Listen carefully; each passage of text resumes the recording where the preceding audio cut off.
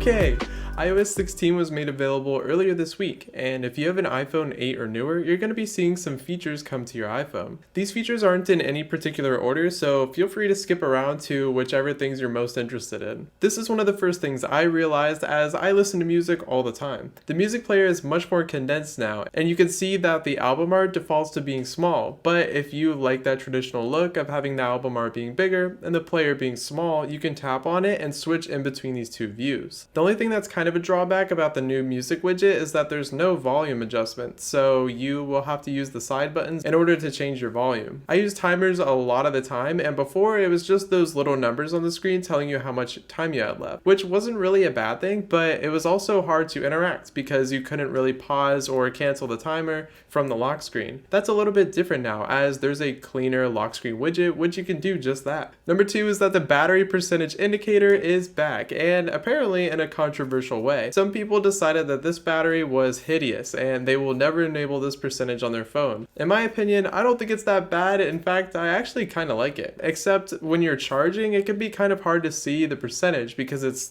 white on bright green. If you're a Safari user, then you might be happy about this one. You can now have pinned tabs in Safari. So if there's a website that you visit really often or something that you just want to keep open and be able to quickly get to, you can pin Safari tabs at the top of your Safari. Don't worry, if you have hundreds of tabs open like I do, then you could just tap at the top like you do at a web page and it'll bring you all the way to the top and you can see all your pinned tabs. One of the things that I'm really excited about but I didn't get to test out is continuity camera. In this case, you'll be able to use your iPhone as a webcam. This works if you have an iPhone on iOS 16 and a Mac with macOS Ventura. As you may know, Mac webcams are usually not that great, so being able to use the camera, the main camera on your iPhone, will mean that your appearance in video calls might get a lot better. There were always kind of animated wallpapers, as there were the ones that had those circles on it. Those really weren't my taste, so I never even considered using them. So now there's some that, in my opinion, are a little bit better. The astronomy and weather wallpapers are somewhat live. When you first look at your phone on the lock screen, it'll play a little animation. And then if you swipe to unlock on the astronomical wallpapers, it'll change the perspective. So if the moon is farther away on the lock screen and then you unlock it, it's going to come a little bit closer.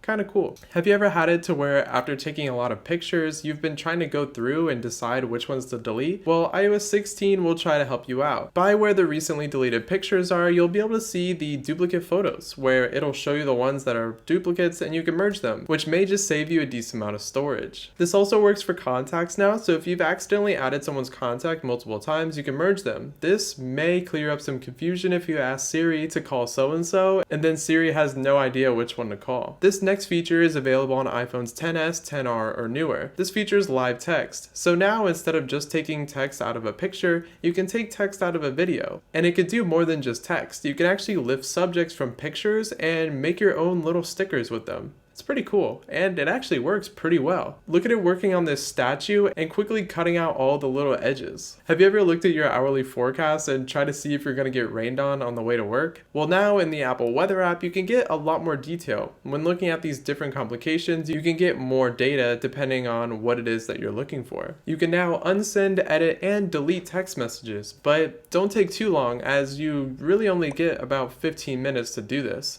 And one thing to keep in mind is that people who haven't upgraded to iOS 16 will still be able to see all of your ridiculous messages, so be careful on that one. Number 10 is a feature that I've been wanting for a long time, and that's to be able to edit messages while also using dictation. Now while you're using dictation, not only does it make a different noise, but you can edit text while also talking. One other thing is that it'll try to use punctuation for you, so you may look extra proper with all of your text ending with a period. Being able to turn on a haptic keyboard is another feature that's now available. Those keyboard clicks will not only make little sounds, but they will also have little vibrations. This will give you good feedback when you're typing. Another thing that I'm not sure if it's a bug or not is if you're using dictation and then you type, it doesn't do the haptic feedback anymore. I'm not sure how many apps this happens in, but it seems like it works pretty much across the board. You can now use Face ID horizontally, so if you've ever needed to unlock your phone while it's sideways, you no longer have to do that weird flip back and forth in order to get it to work. Number 13, notifications can now be better customized. There's 3 different options it seems now, where the first is to keep it how it always was, the second is to have notifications on the lock screen come up from the bottom,